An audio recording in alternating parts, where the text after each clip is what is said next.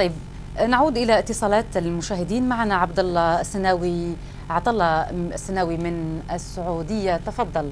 السلام عليكم. وعليكم السلام. ممكن أسأل نعم.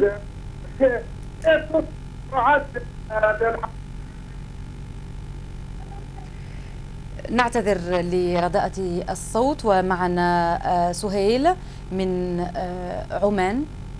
سهيل من سلطنة عمان، تفضل. السلام عليكم. وعليكم السلام. مساء الخير. مساء النور، تفضل. تحية لكم ولضيفكم الكريم. شكرا لك.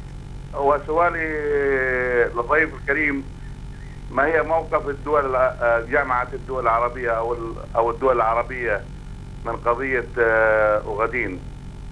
اثنين، النقطة الثانية: هل موضوع أوغادين، استقلال أوغادين، أثير في المنظمات الدولية، أو هذا الملف تم مناقشته في الأمم المتحدة أم لا؟ وشكرا. شكرا جزيلا لك سهيل من عمان.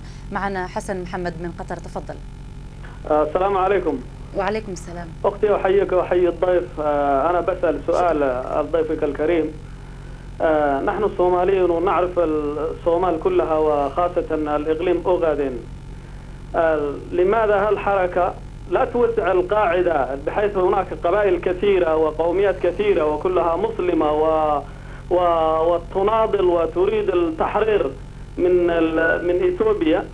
لماذا هم محصورون على اسم قبيلة واحدة، ولو انها يعني نعترف انها قبيلة كبيرة وتسيطر اجزاء كبيرة من الارض، لكن لماذا هناك لم يتم التجانس بين القبائل والقوميات الموجودة ليكون لهم صوت واحد في المستقبل؟ وشكرا.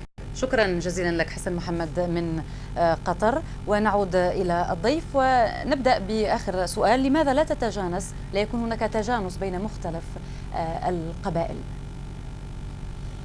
ذكرت مشكلة الاسم، وذكرت أن هذا الاسم استخدمها البريطانيون وأطلقوه على المنطقة، فليس بإرادة المجتمع. نعم، ليس على الاسم. هذا الاسم. نعم، الحديث عن التجانس من مختلف الجوانب وليس الاسم فقط. والله بالنسبة للتجانس، لا، حسب علمي في المنطقة لا يوجد عدم تجانس بيننا في المنطقة الآن ما يسمى منطقة أوغادين من هرر إلى يعني منطقة حدود الصومال، الأمة كلها متجانسة وكلها ضد العدو وكلها تحت الاحتلال، فلا يوجد عدم تجانس بين شعب. طيب، سهيل كان قد سأل عن موقف الجامعة العربية. كان الأدميرال محمد عمر عثمان هو رئيس الجبهة الوطنية لتحرير أوغادين، قال أنه على استعداد لانضمام لجامعة الدول العربية لتكون أوغادين دولة رقم 23، وقال إنه على اتصال مع عدد من الزعماء العرب من الدول العربية التي هي على اتصال بكم وتقدم لكم الدعم. تحدثت عن قطر، بالإضافة إلى ذلك هل هناك دول أخرى؟ أولا تصريح الأدميرال محمد عمر عثمان رئيس الجبهة الوطنية لتحرير أوغادين هذا تقريبا ربما مصادره الخاصة، ليس من الجبهة المتحدة. نعم. ثانيا، انضمامنا إلى الجامعة العربية لا يحتاج منا كوننا مستعدين، ونحن أمة مسلمة عربية إفريقية، فما يحتاج يعني كوننا ننضم إلى الجامعة العربية وما ننضم، هذا أصلا سؤال غير وارد. بالنسبة لموقف الأمم المتحدة التي سألها الأخ أيضا من أوغادين، وهل أخذت قرار أو نوقشت، الأمم المتحدة طبعا يسيرها القطب الواحد حاليا، وهذا القطب الواحد له استراتيجية في القرن الإفريقي، وهو تمزيق الصومال ككل فضلا عن أوغادين. يعني لا تنسوا أن السفير الأمريكي في عام 1991 قبل سقوط حكومة زياد بري كتب كتيب السفير الأمريكي هناك يقول: نجعل المنطقة القرن الإفريقي كلها منطقة واحدة وتكون عاصمتها أديس أبابا.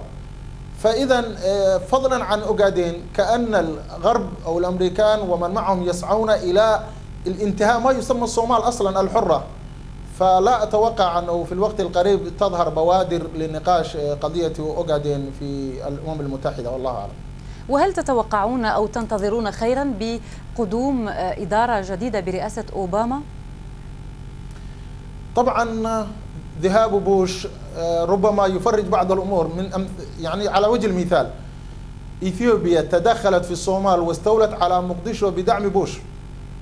بعد ذهاب بوش عن الرئاسة انسحبت إثيوبيا عن الصومال، وهذا إن دل على شيء فإنما يدل على أن إثيوبيا كانت تعتمد على الدعم الأمريكي للاستيلاء على الصومال، وهذا أول بوادر الإدارة بعد ذهاب الإدارة السابقة. فمجيء أوباما لا يعنينا كثيرا ولا يأتي بشيء، لكن أيضا ذهاب بوش ربما يكون يعني نعم. شيء لا نحزن عليه على الأقل.